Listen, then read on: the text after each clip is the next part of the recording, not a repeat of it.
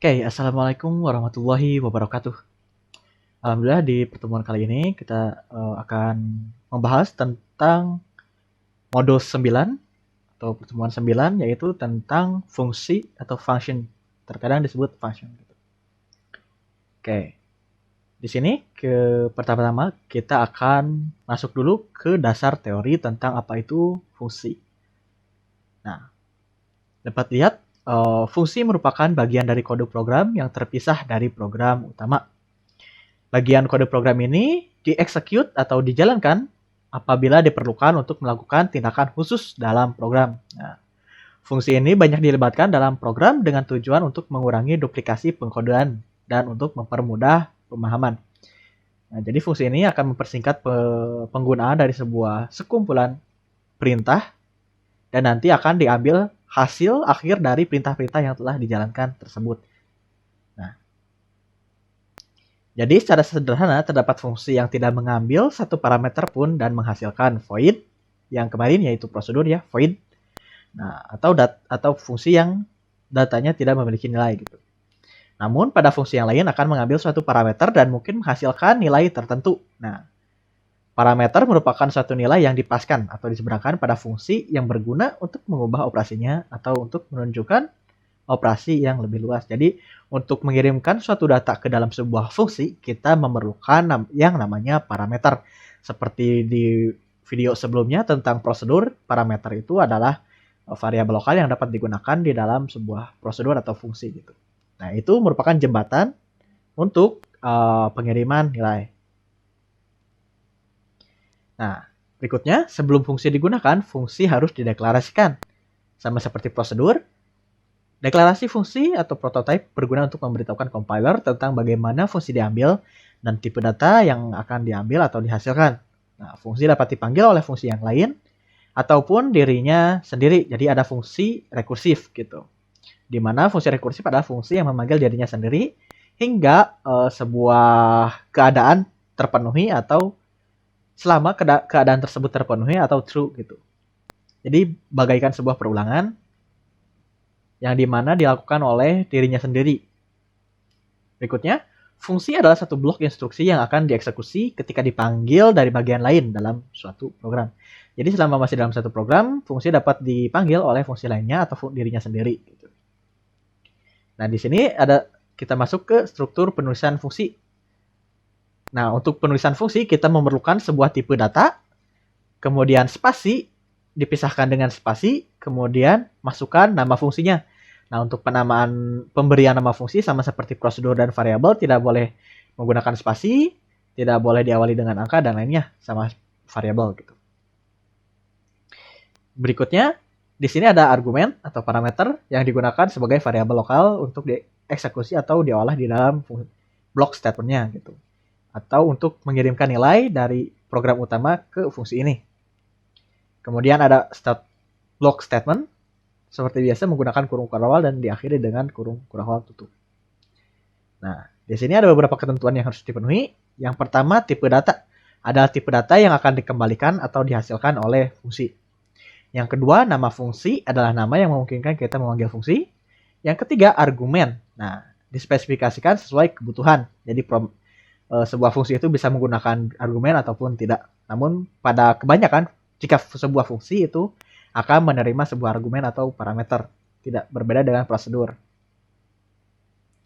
Nah, setiap argumen terdiri dari tipe data yang diikuti identifier seperti deklarasi variabel. Contoh, seperti pendeklarasian variabel itu kita menggunakan tipe data atau identifier integer dan kemudian nama variabelnya. Nah, kemudian berfungsi dalam fungsi seperti variabelnya. Juga dapat melakukan passing parameter ke fungsi itu ketika dipanggil. Parameter yang berbeda dipisahkan dengan koma. Seperti pada video sebelumnya tentang prosedur. Jadi parameter dipisahkan dengan koma antara parameter 1, parameter 2, dan parameter 3. Atau argumen 1, argumen 2, dan argumen 3. Berikutnya adalah statement. Merupakan bagian badan suatu fungsi. Dapat berupa instruksi tunggal maupun satu blok instruksi yang dituliskan di antara kurung awal. Kayak tadi di blok statement. Nah, fungsi juga disebut non-void. Disebut non-void karena mengembalikan nilai kembalian yang berasal dari keluaran hasil proses fungsi tersebut gitu. Jadi jika void itu merupakan prosedur, kemudian jika non void yaitu di mana punya tipe data yang akan dikembalikan itu merupakan sebuah fungsi. Cirinya yang pertama ada keyword return. Nah, keyword return ini adalah untuk mengembalikan nilai yang telah diolah tadi di dalam statement-statementnya. Nah, keyword return ini harus digunakan dengan tipe data yang sama. Misal ketika dideklarasikan sebuah fungsi itu integer, maka return pun harus berupa tipe data integer. Return sebuah variabel bertipe integer atau return angka integer. Gitu. Kemudian yang kedua ada tipe data yang mengawali fungsi atau penentuan tipe data dari fungsi tersebut, di mana data yang akan diterima ketika fungsi dipanggil. Yang ketiga tidak ada keyword void. Nah, keyword void ini diganti dengan tipe data yang digunakan untuk mengidentifikasikan fungsi tersebut gitu. Yang keempat memiliki nilai kembalian atau dapat dianalogikan sebagai suatu variabel yang memiliki tipe data tertentu sehingga dapat langsung ditampilkan hasilnya. Jadi kalau misal tadi ada integer hitung, maka dia akan dapat mengembalikan sebuah nilai hitung, sebuah nilai integer ke dalam nilai yang lainnya ataupun ditampilkan secara langsung. Untuk contohnya mungkin nanti lebih jelas di bagian praktiknya. Nah, berikutnya ada variabel lokal, variabel global, dan variabel statik. Mungkin itu saja untuk pemahaman dasar dari fungsi. Kita akan langsung mencoba bagaimana penerapan dari fungsi tersebut, gitu, atau bagaimana penerapan dari penggunaan sebuah fungsi. Nah, yang pertama-tama seperti biasa, kita masukkan dulu struktur dasar dari program C++. Kita include library IOStream. Kemudian kita using namespace std untuk menyingkat penggunaan std. Kemudian kita tuliskan program main. Nah, sama seperti prosedur, fungsi juga dideklarasikan di luar fungsi main ini. Nah, langkah baiknya sebelum fungsi main untuk mencegah error karena belum dikenali. Nah, untuk fungsi kita harus menentukan tipe datanya. Tipe data apa yang akan dikembalikan dari fungsi tersebut. Misal kita menggunakan tipe data integer. Nah, kita tuliskan tipe data yang akan dikembalikannya atau identifier dari si fungsi tersebut. Misal kita integer. Nah, kita masukkan sebuah nama fungsinya. Misal di sini kita masukkan nama fungsi tambah. Seperti ini. Kemudian kurung tutup kurung buka. Dan kurung kurawal. Seperti ini. Untuk menunjukkan block statement yang akan dijalankan ketika fungsi ini dipanggil. Nah, karena di sini tambah, kita dapat mencontohkan dengan dua buah variabel atau parameter. Yang dimana fungsi tambah ini akan mengembalikan nilai dari hasil pertambahan kedua nilai dari parameter yang dimasukkan. Maka dari itu kita dapat menentukan parameternya dengan tipe data integer. Misal integer angka 1. Kemudian untuk yang keduanya integer angka 2. Nah, seperti ini. Misal di sini kita buat lagi sebuah variabel hasil untuk menampung nilai hasil dari hasil pertambahan kedua variabel atau kedua parameter yang diberikan oleh user atau program. Hasil sama dengan angka 1 ditambah angka 2. Seperti ini. Nah, ingat untuk sebuah fungsi kita memerlukan sebuah kata kunci return atau kembalikan sebuah nilai kepada si fungsi ini atau di mana si fungsi ini dipanggil nanti. Maka dari itu kita return. Nah, kita dapat mengembalikan sebuah nilai secara langsung numeric atau string tergantung pada identifier atau tipe data yang digunakan fungsi tersebut gitu. Nah, karena di sini menggunakan integer, kita dapat mengembalikan nilai bilangan bulat secara langsung atau kita bisa mengembalikan variabel yang sudah kita tentukan di sini untuk di mana ini sudah menampung hasil pertambahan dari angka 1 dan angka 2. Maka dari itu kita dapat langsung mereturn atau mengembalikan nilai dari si hasil. Seperti ini. Nah, di sini kurang lebih seperti ini sudah memenuhi persyaratan dari si fungsi. Sebenarnya kalaupun tidak menggunakan parameter, fungsi ini masih tetap berjalan layaknya sebuah prosedur. Nah, bagaimana cara pemanggilan sebuah fungsi?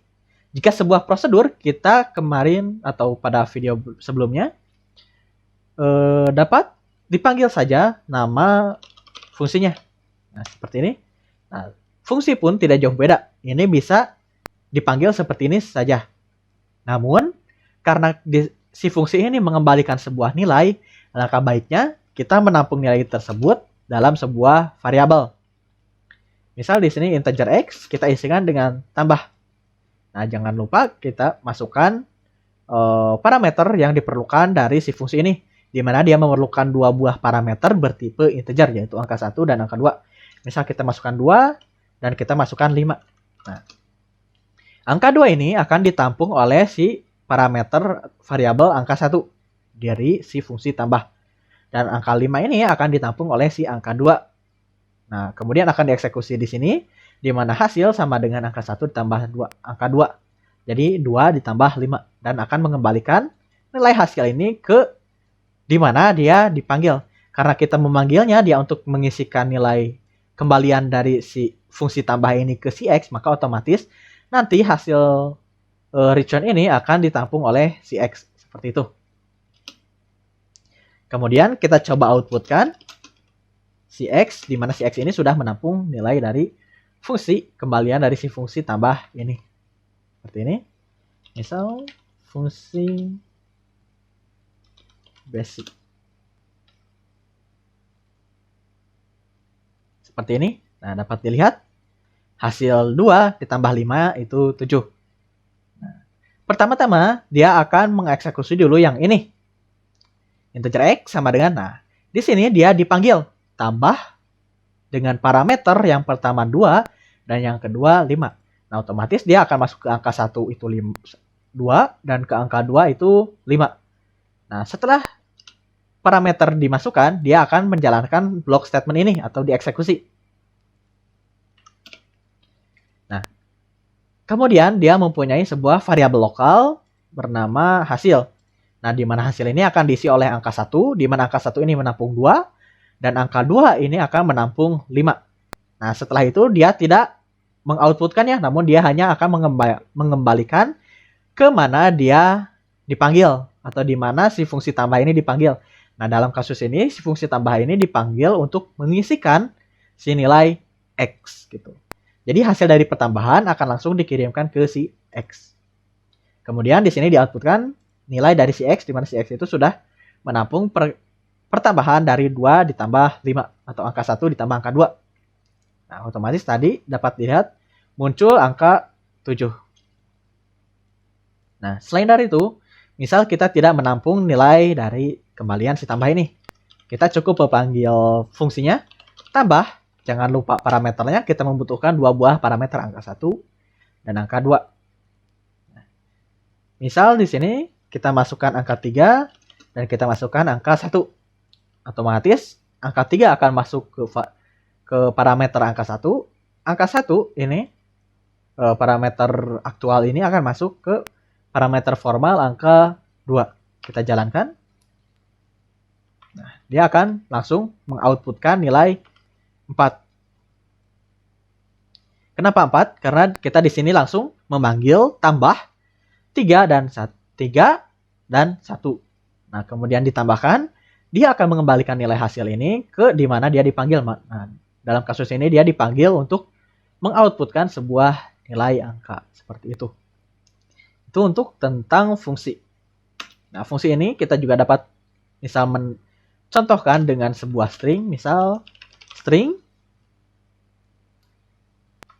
Di sini kita ubah menjadi gabung. Nah, di sini misal kita hanya akan memerlukan satu buah parameter saja, yaitu misal parameter nama. Seperti ini. Misal kita punya string hasil sama dengan, nah, string hasil kita akan isikan dengan sebuah kata halo dan nama dari si parameternya atau dari si usernya gitu, atau dari program yang dibuat. Jadi nanti string fungsi gabung ini akan menggabungkan kata halo, koma dengan nama yang dimasukkan. Misalnya ini kita masukkan nama, maka akan keluar halo, koma siapa. Kemudian return hasil. Di sini kita masukkan misal Paksi. Nah, maaf. Oke, kita masukkan gabung karena namanya sudah kita ubah. Nah, seperti ini. halo paksi. Nah, di sini penggabungan ini tergantung pada parameter yang digabungkan dan dia variabelnya dapat ditampung oleh variabel lain. Misal di sini kita contohkan lagi apabila dia ditabung oleh variabel lain. Gabung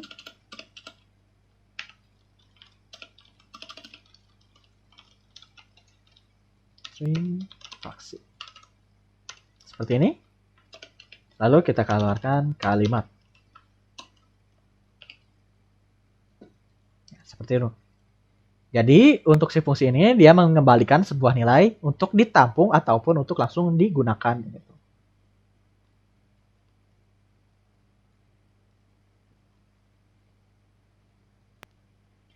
Oke. Selain daripada itu, misal kita gunakan lagi di sini misal halo nama, kemudian misal kita masukkan selamat pagi. Jadi dia akan keluar halo dengan nama, di sini parameternya paksi, maka akan keluar halo paksi dan selamat pagi. Gitu. Kita gunakan titik. Seperti ini. Atau misal di sini halo, kita gunakan nama lainnya, misal Arya. Halo Arya, selamat pagi.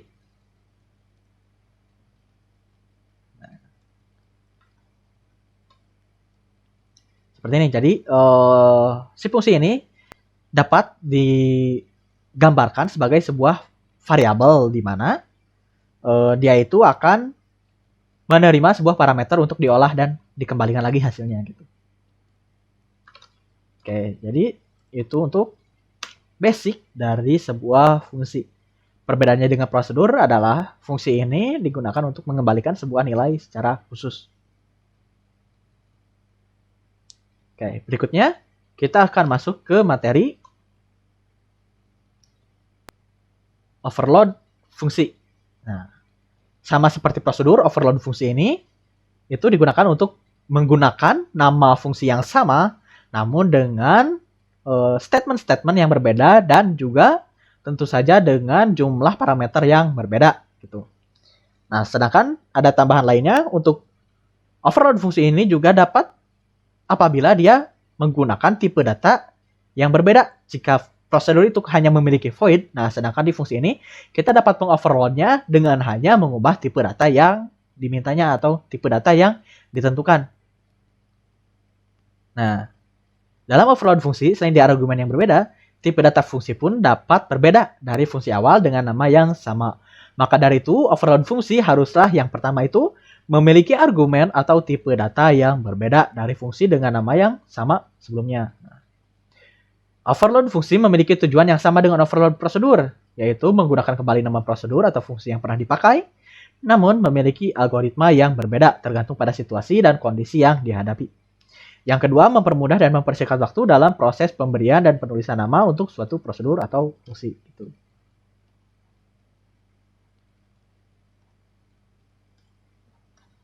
Nah, berikutnya kita masuk ke struktur penulisan. Fungsi awal, misal kita contohkan dengan integer, nama fungsi, argumen 1, argumen 2, dan seterusnya sampai argumen sekian yang dibutuhkan.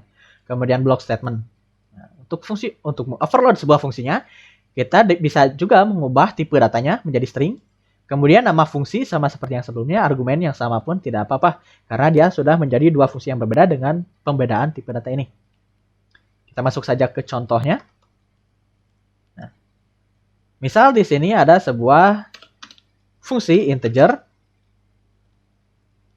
hitung.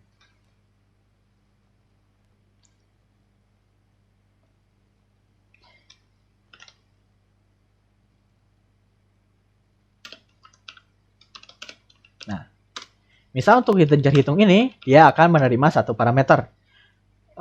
Misal integer x. Nah, dia akan mereturn sebuah hasil. Maka dari itu kita gunakan juga variabel hasil. Nah, hasil ini akan kita isi dengan nilai x atau nilai parameter di mana akan ditampung oleh si X, ditambah 2. Nah, sedangkan untuk yang kedua, misal kita gunakan integer lagi.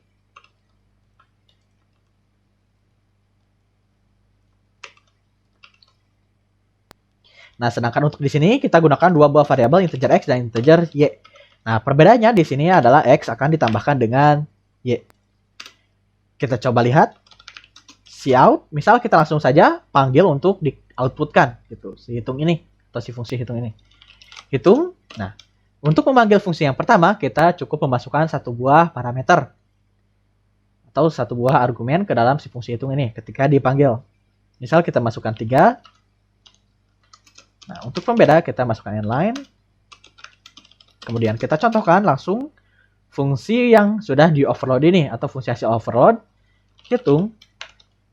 Nah, untuk overload, untuk memanggil fungsi overload ini, kita memerlukan dua buah variabel bertipe data integer sebagai parameternya. Maka dari itu kita masukkan 1 dan kita masukkan 7. Inline, nah seperti ini. Kurang lebih seperti ini kita sudah mengoverload fungsi hitung. Di mana fungsi hitung yang pertama itu adalah X dengan satu parameter saja. Dan untuk hitung yang kedua itu X dan Y untuk parameternya. Di mana hasilnya pun akan berbeda. Jika yang memanggil yang pertama, nilai dari parameter yang diberikan akan ditambahkan dengan 2. Sedangkan yang kedua, nilai kedua dari parameter tersebut akan digabungkan atau ditambahkan. Nah, dapat dilihat yang fungsi pertama itu akan menampilkan 5. Karena dia 3 ditambahkan dengan 2. Sedangkan untuk fungsi yang kedua, fungsi hitung kedua, dia akan menambahkan hasil dari parameter pertama dan parameter kedua, yaitu 1 dan 7. Di mana 1 diterima oleh X dan 7 diterima oleh Y. Nah, kemudian tambahkanlah X dengan Y, di mana 1 tambah 7 itu 8. Kurang lebih seperti itu untuk sebuah overload. Kurang lebih sama. Misal, kemudian kita gunakan overload, contoh overload dengan tipe data yang berbeda. Misal kita string hitung. Nah, untuk string hitung ini kita akan menerima sebuah string nama, di mana dia akan mengembalikan return sebuah string, misal hello ditambah dengan nama seperti ini. Otomatis ketika dia diisikan string, nah di sini kita ubah yang ini menjadi sebuah string. Nah, dia akan langsung menerima dari parameter ini karena yang parameter pertama itu integer, parameter kedua nama. Otomatis dia akan menghitung atau memanggil hitung yang pertama untuk 3 ini, dia akan menjadi 5, sedangkan untuk hitung yang kedua ini di baris ke-14 dia akan menjadi hello paksi. Nah, seperti ini. Kita menggunakan dua buah tipe data yang berbeda. Berikutnya, kita akan masuk ke dalam bagian fungsi rekursif. Jadi algoritma rekursif adalah algoritma yang memanggil dirinya sendiri. Algoritma rekursif harus dinyatakan dalam prosedur atau fungsi, karena hanya prosedur dan fungsi yang dapat dipanggil dalam sebuah program. Ingatlah kembali bahwa fungsi mengembalikan sebuah nilai, sedangkan prosedur menghasilkan efek neto atau perubahan kondisi awal menjadi kondisi akhir setelah prosedur dijalankan. Nah, algoritma rekursif juga disusun oleh dua bagian. Yang pertama ada basis. Nah, dapat dibaca untuk pengertiannya adalah bagian yang berisi kasus yang terdefinisi secara eksplisit. Yang kedua, recurrence adalah bagian yang mendefinisikan objek dalam terminologi dirinya sendiri atau bagian yang melakukan proses rekursif. Nah, di sini kita masuk lagi ke ciri-ciri fungsi rekursif. Prosedur atau fungsi rekursif berisi definisi dari dirinya sendiri. Prosedur atau fungsi rekursif memanggil dirinya sendiri. Prosesnya terjadi secara berulang-ulang, jadi seperti perulangan. Nah, di sini ada kelebihan dari algoritma rekursif. Yang pertama, program lebih singkat. Yang kedua, pada beberapa kasus lebih mudah menggunakan fungsi rekursif, contohnya pangkat, faktorial, Fibonacci, dan lain-lainnya. Yang ketiga, lebih efisien dan cepat dibandingkan proses secara iteratif atau perulangan, while, dan for, dan lainnya, itu iteratif. Berikutnya, kekurangan dari algoritma rekursif. Yang pertama, algoritma rekursif itu memakan memori yang lebih besar karena setiap bagian dari dirinya dipanggil, maka otomatis membutuhkan ruang memori untuk dirinya sebelumnya untuk penyimpanan. Jadi otomatis dirinya sebelumnya itu akan menggunakan penyimpanan. Nah, yang kedua, rekursif seringkali tidak bisa berhenti sehingga memori akan terpakai habis dan program bisa hang. Jadi rekursif ini sebenarnya agak tricky untuk digunakan dan juga jika tidak hati-hati akan terus berulang tanpa henti. Nah, kita masuk ke percobaan. Oke, kita saat ini kita akan menjelaskan atau kita akan mencoba tentang fungsi rekursif, di mana contohnya adalah sebuah perpangkatan menggunakan fungsi rekursif. Nah, di sini kita memiliki nama fungsinya yaitu pangkat, di mana dia itu akan dipanggil oleh dirinya sendiri di sini. Return A pangkat A, n-1, di mana n-1 ini adalah dia dikurangkan sebanyak 1 pangkat di mana jika dia sudah dipanggil. Nah, ketika dia bernilai 0 atau pangkatnya sudah bernilai 0, dia akan mengembalikan nilai 1. Itu.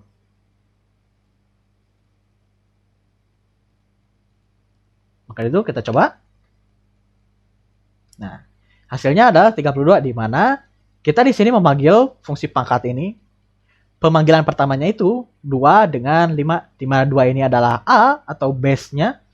Dan 5 ini akan menjadi banyaknya perpangkatan yang dilakukan. Di sini, di N. Nah, karena dia 5, dia akan masuk ke else di sini. Dan dia akan memanggil dirinya sendiri. Nah, ketika dia sudah bernilai 0, dia akan mereturn angka 1. Tuh.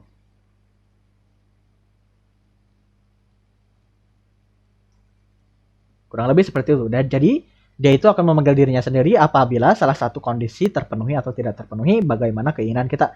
Nah, di sini kasusnya kita menentukan bahwa kondisi terpenuhinya itu jika dia sudah bernilai 0, pangkatnya sudah 0 gitu.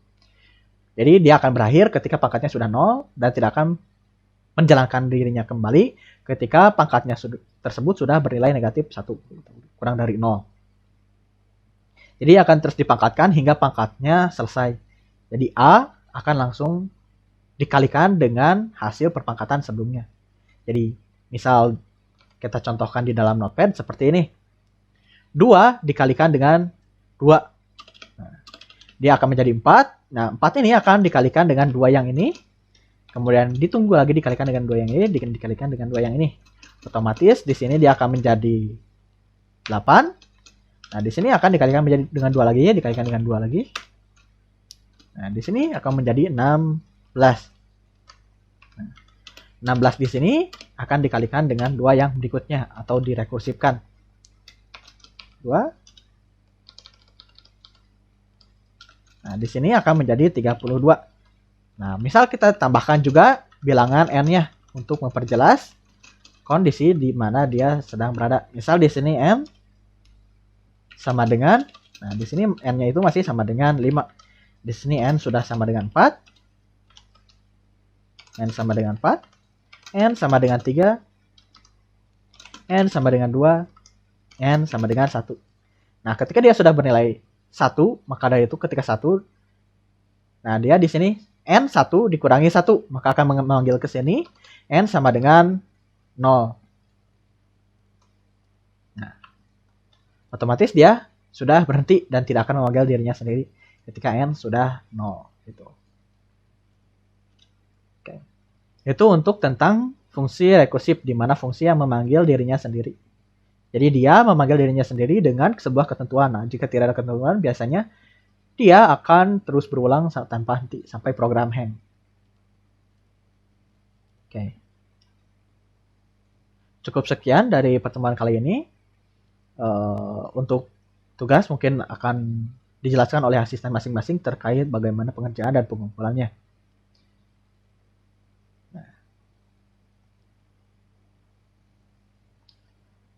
Sekian untuk pertemuan tentang pembahasan fungsi pada pemrograman dasar.